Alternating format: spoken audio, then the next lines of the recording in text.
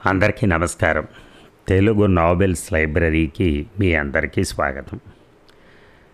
ఈరోజు నుంచి కవన శర్మ గారు రచించినటువంటి తల్లి చాటు బిడ్డ అనే నవల మొదలు పెడదాం. మరి మొదటి భాగంలోకి వెళ్దామా? తల్లి చాటు బిడ్డ మొదటి భాగం, రచన కవన శర్మ గారు. ఆదివారం మధ్యాహ్నం అరుగు మీద కూర్చుని నరసింగరావు ఇంటికొచ్చిన స్నేహితుడు రఘుతో కలిసి చదువుకుంటున్నాడు. లోపల అతని తల్లి చేస్తున్న లడ్డూల గుమగుమలు వీధి అరుగు మీద కూర్చున్న వాళ్ళ నోరు ఊరిస్తున్నాయి. లోపల నుంచి నరసింగరావు తల్లి అన్నపూర్ణమ్మ సింహం అని పిలిచింది. ఆ పిలుపు వింటూనే నరసింగరావు లోపలికి పరిగెత్తాడు. ఇందా తీసుకో అని ఒక లడ్డూని కొడుకు చేతిలో పెట్టింది అన్నపూర్ణమ్మ. నరసింగరావుకి మరొకటి కావాలి. తను రఘు వాళ్ళింటికి ఎప్పుడు వెళ్ళినా వాళ్ళ అమ్మ ఏమన్నా చేస్తే ఇద్దరికీ పెడుతుంది. పైగా వాళ్ళిద్దరూ ఇంటి లోపలే ఆడుకోవటం చదువుకోవటం చేస్తారు. కానీ రఘు నరసింగరావు ఇంటికి వచ్చినప్పుడు అన్నపూర్ణమ్మ అందరినీ ఇంట్లోకి తేకు అంటూ కోప్పడుతుంది. అందుకనే నరసింగరావు రఘుని వీధిలో చాప వేసి కూర్చోబెట్టాడు. కానీ ఇవాళ లడ్డూల వాసన వీధి అరుగు మీదకే వేస్తోంది. తల్లి లడ్డూలు చేస్తున్న విషయం రఘు పోల్చుకునే ఉంటాడు. అతనికి పెట్టకుండా తింటే తనకే చిన్నతనం. అమ్మా ఇంకొకటి ఇవ్వవా అని అడిగాడు నరసింగరావు. పిచ్చి వెధవా, ఇక్కడే తినేసిపో, వీధిలోకి వెళ్ళి తినకో, లేకి వెధవలు ఎవరైనా అడిగినా అడుగుతారు అంది అన్నపూర్ణమ్మ మరో లడ్డు నరసింగరావు చేతిలో పెడుతూ. నరసింగరావు అలాగే నన్ను తలూపి రెండు తినేసినట్టు నటించి వీధిలోకి జారుకొని స్నేహితుడి చేతిలో ఒకటి పెట్టాడు. చదువుకోవటం పూర్తయ్యాక ఇంటికెళ్తున్న స్నేహితుడిని సాగనప్పటానికి నరసింహారావు గేటు దాకా వెళ్ళాడు. అతన్ని పంపించి వెనక్కి తిరిగిన నరసింగరావుకి తన ఇంటి ముందర పెట్టి బండి ఆగటం, అందులోంచి చిన్న తాతయ్య కూతురు నరసమ్మత్త ఆమె కూతురుతో సహా దిగటం కనిపించింది. నరసింగరావు లోపలికి పరిగెత్తుకెళ్ళి అమ్మా నరసమ్మత్త వచ్చింది అని తల్లి కబురు చెప్పి పెరట్లోకి వెళ్ళాడు. అక్కడ పూలు కోసుకుంటున్న నాయనమ్మను చేయి పుచ్చుకుని వీధిలోకి లాక్కొచ్చాడు. అప్పటికే నరసమ్మ సామాన్లు ఇంట్లో పెట్టించేసి బండి అబ్బాయికి డబ్బులు ఇచ్చి పంపించేసింది. రావే, నీ మొగుండు వదిలిపెట్టి ఎలాగైతేనే ఇన్నాళ్లకొచ్చావు అంటూ లక్ష్మమ్మ నరసమ్మను ఆప్యాయంగా పలకరించింది. పో దొడ్డమ్మ, నాకు పెళ్ళై 10 ఏళ్ళయిందని మర్చిపోతావు. మొగుండు వదిలెట్టేసి ఎక్కడికైనా పారిపోదాం అనుకునే వయసు వచ్చేసింది నాకు. ఇంతకీ వదినేది అంది జవాబుగా నరసమ్మ. అది వంటింట్లో ఏదో పని చేస్తుంది అని చెప్పింది లక్ష్మమ్మ. వంటింటికేసి నడిచింది నరసమ్మ. అత్త వెనకాతలే వెళ్ళిన నరసింగరావు వంటిల్లు చూసి ఆశ్చర్యపోయాడు. అరగంట క్రితం ఆ గదిలో తను చూసిన దృశ్యం లేదు. తల్లి పిండి వంట చేసిన చిహ్నాలు ఏమీ లేవు. కొట్టు గదిలోంచి చేయి తుడుచుకుంటూ వచ్చి అన్నపూర్ణమ్మ, ఏమమ్మా నరసమ్మ బాగున్నావా, విజయనగరం వెళ్తూ దిగావా ఏంటి అంటూ పలకరించింది. అవును వదిన, అమ్మను చూసి 2 ఏళ్ళు అవుతోంది. 2 ఏళ్ల క్రితం పెదనాన్న పోయినప్పుడు ఇక్కడికి వచ్చానా, అప్పుడు వెళ్ళటమే. మళ్ళీ విజయనగరం వెళ్ళలేదు. దారిలో దొడ్డమ్మను ఒకసారి చూసిపోదామని దిగాను అంది నరసమ్మ. లేకపోతే నన్ను చూద్దామని దిగామనుకుంటానా ఏమిటి? అన్నపూర్ణమ్మ నిష్ఠూరం ఆడుతుందో వేళాకాలం ఆడుతుందో నరసమ్మకు తెలియలేదు. ఉంటే కాసేపు భాగ్యానికి మాటల బాణాలు వదులుకోవటం దేనికని నరసమ్మ జవాబు చెప్పలేదు. కాఫీ ఇవ్వనా అని అన్నపూర్ణమ్మ అడిగింది. అన్నయ్యను రాని ఏకంగా కలుపుతూ గాని అంది నరసమ్మ. నరసింగరావు తండ్రి శివరామయ్య ఆ రోజు ఆఫీస్ నుంచి ఆలస్యంగా వచ్చాడు. అన్నయ్యను చూసే బయలుదేరదామని నరసమ్మ అనుకోవటంతో ఆ పూటకు ఆమెకి ఆగిపోవాల్సి వచ్చింది. మర్నాడు పొద్దున్నే లేచి విజయనగరం ప్రయాణం పెట్టుకుంది. అంతకు పూర్వం ఆమె ఎప్పుడు విశాఖపట్నం వచ్చినా 2 రోజులుండి మరీ విజయనగరం వెళ్ళేది. కానీ ఈసారి ఆమెకు ఉండాలనిపించలేదు. ఇంట్లో వచ్చిన మార్పులు గమనించింది. పెత్తండ్రి పోయాక పెత్తనాలు చేతులు మారుంటుందని ఊహించింది. అన్నపూర్ణమ్మ మాటలు అదోలా ఉండి బాధ పెడుతున్నాయి. అయితే మాటల్లో బయటికి ఏమీ వేలెత్తి చూపటానికి వీలు లేనట్టున్నా ఏవో ములుకుల్లాంటి అంతరార్థాలు స్ఫురిస్తున్నాయి.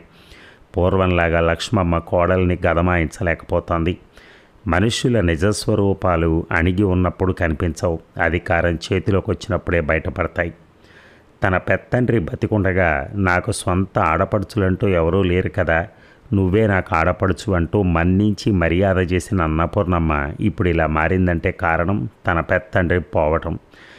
అధికారం అత్తగారి నుంచి కోడలి చేతికి రావటమే అయ్యుంటుందని గుర్తుపట్టింది నరసమ్మ.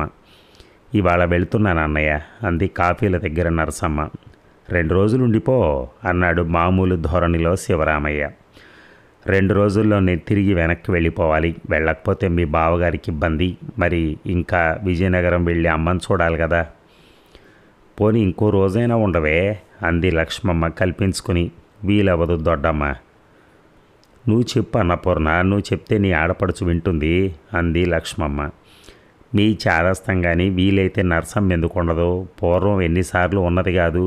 మా అన్నయ్య గారిని ఇబ్బంది పెట్టడానికి నాకు మనసొప్పదు బాబు. మనం నరసమ్మని ఇంకో పూట ఉంచేసుకుంటే విజయనగరంలో పిన్నత్తగారు కర్రబుచ్చుకొని వస్తారు. ఇదిగో నరసమ్మ, ఈసారికి వదిలిపెడుతున్నాను. ఈసారి 2 రోజులు తక్కువ కాకుండా ఉండేలా రావాలి అంది అన్నపూర్ణమ్మ. ఆ పిలుపులో ఇది మాట వరుసకు పిలిచిన పిలుపు నిజం అనుకుని రాగలవు. నిన్ను పిలిచి నా మర్యాద నేను కాపాడుకున్నాను. నీ దూరంలో నువ్వు ఉండి నీ మర్యాద కూడా నువ్వు కాపాడుకో అన్న అర్థం స్ఫురించింది నరసమ్మకి. అలాగే వదిన, ఇప్పటికి నన్ను వదిలిపెట్టావు గనక ఈసారి మరి తప్పకుండా ఉండేలా వస్తానన్నయ్య. సింహం చేత బండి తెప్పిస్తే వెళ్తానన్నయ్య. స్నానమైనా చేయకుండా ప్రయాణం ఏమిటి అని లక్ష్మమ్మ ఆశ్చర్యంగా అడిగింది. ప్రయాణంలో ఎలాగో దుమ్ము పడుతుంది దొడ్డమ్మ, ఇంటికెళ్ళి ఏకంగా స్నానం చేస్తాను.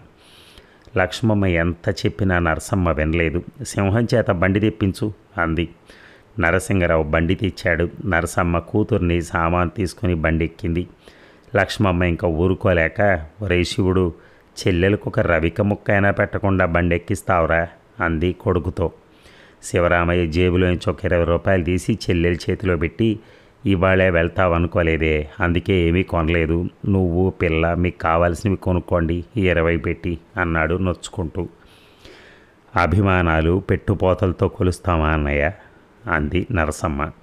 ఆ మాటలకి నువ్వు డబ్బిచ్చినంత మాత్రాన మీకు నా మీద అభిమానం ఉందని అనుకోను అని అర్థమా, లేక నువ్వు రవిక గుడ్డ పెట్టకపోతే మీకు నా మీద అభిమానం లేదని అనుకునేంత అవివేకిని కాను అని అర్థమా అని ఆలోచిస్తూ నిలబడిపోయాడు శివరామయ్య. నరసమ్మ బండిలో వెళ్ళిపోయింది. 8 గంటల వేళ అన్నపూర్ణమ్మ, మీరు ఆఫీస్కి వెళ్ళేటప్పుడు ఇంట్లో ఒక 2 రూపాయలు ఇచ్చి వెళ్ళండి, తెలకల తన్ని నూనె తెమ్మన్నాను అని చెప్పింది అన్నపూర్ణమ్మ. మొన్ననే కదా వచ్చాడు. మొన్న తెచ్చింది కొంత ఆవకాయలో తక్కువైతే పోశాను, నిన్న లడ్డూలు చేశాను, అయిపోయింది. యుద్ధం రోజుల్లో వస్తువులు దొరక్క చస్తుంటే లడ్డూలు చేశావా ఆశ్చర్యపోయాడు శివరామయ్య.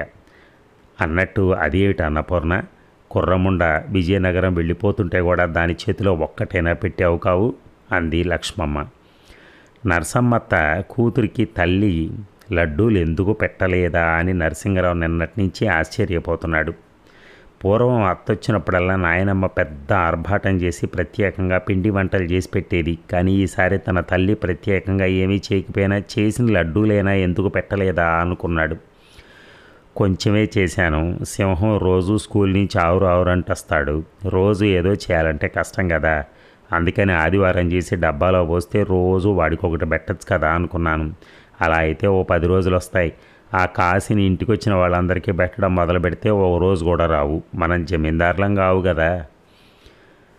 అదేం విడ్డూరమే, జమీందారులం కావని ఇంటికి వచ్చిన ఆడపడుచుకి దాని పిల్లకి చేతిలో లడ్డూ కూడా పెట్టమా?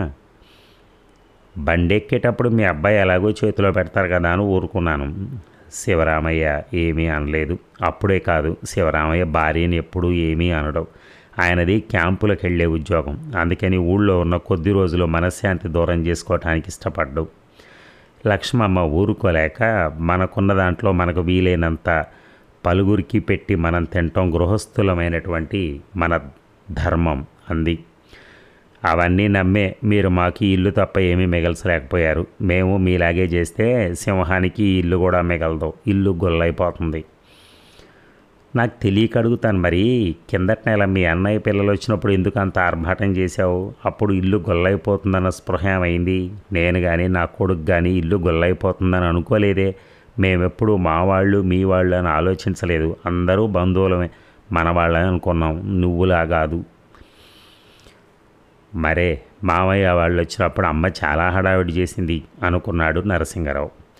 నేను నా వాళ్ళు మీ వాళ్ళు అనే ఉద్దేశంతో మాట్లాడటం లేదు. రోజులు నానాటికి గడ్డు రోజులు అయిపోతున్నాయి. ఇందాక మీ అబ్బాయి అన్నట్టు పైగా అన్ని దరిద్రాలు విశాఖపట్నంలోనే ఉన్నాయి. పడమటన డబ్బు పెడితే అన్నీ దొరుకుతాయి, పండుతాయి. ఇక్కడ అన్నిటికీ రేషనే. అందుకు బంధువులందరూ అందరినీ పోగేస్తే మన గడ్డి మనం తినాలి. ఇల్లు నడిపే మగవాడి తల్లిదండ్రులు, తోబుట్టువులు, వాళ్ళ కుటుంబాలు, ఇంట్లో చాకరీ చేసే ఆడదాని తల్లిదండ్రులు, తోబుట్టువులు, వాళ్ళ కుటుంబాలు, వాళ్లే బంధువులు. అంతేగాని ఎవరినో తీసుకొచ్చి నీ ఆడపడుచని మీరంటే నేను ఎలా అనుకోను అంటూ తన వాళ్లకు నిర్వచనం ఇచ్చింది అన్నపూర్ణమ్మ. నరసమ్మ ఎవరో ఎలా అవుతుందే? అది సాక్షాత్తు మీ పినమామగారి కూతురు. చేయటానికి నీకు వేరే ఆడపడుచులంటూ లేరు కదా.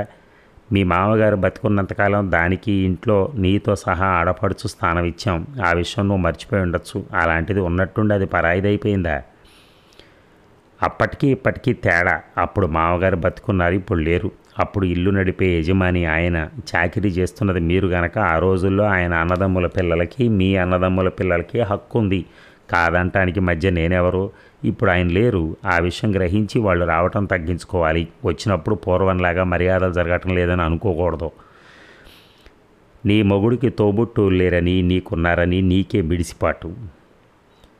మీరెలా అనుకున్నా సరే ఆయనకు తోబుట్టువులు లేని కొరత తీర్చడానికి గాను ఆయనకు అన్నదమ్ముల అప్పచెల్లెళ్ళ వరస అయిన వాళ్ళందరినీ పోగు చేసి నేను చాకరీ చేయను అని అన్నపూర్ణమ్మ కుండ బద్దలు కొట్టి చెప్పింది. 7 ఏళ్ల నరసింగరావుకి ఆ తగువులో అర్థమైంది.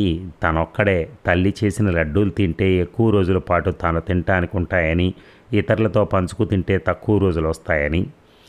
అన్నపూర్ణమ్మకు మళ్ళీ నూనె సంగతి గుర్తొచ్చింది. అన్నట్టు మాటల్లో పడి మర్చిపోయాను. 2 రూపాయలు ఇవ్వండి, నూనె వాడికి ఇవ్వాలి అని అడిగింది భర్తని. లేవు అన్నాడు అతను బుర్ర గోక్కుంటూ. అయితే బడాయికి పోయి జేబులో ఉన్నదంతా ఆవిడగారి చేతిలో పెట్టారన్నమాట అంది అన్నపూర్ణమ్మ మూతి తిప్పుకుంటూ. లక్ష్మమ్మ లోపలికి పోయి తనకి కొడుకు ఎప్పుడో అవసరానికి ఇచ్చిన డబ్బు ఒక 50 ఉంటే అందులోంచి ఒక 20 తీసుకొచ్చి కోడల చేతిలో పెట్టి, నరసమ్మ నా చుట్టం, దాని ఖర్చు నేను పెట్టడమే సబబు.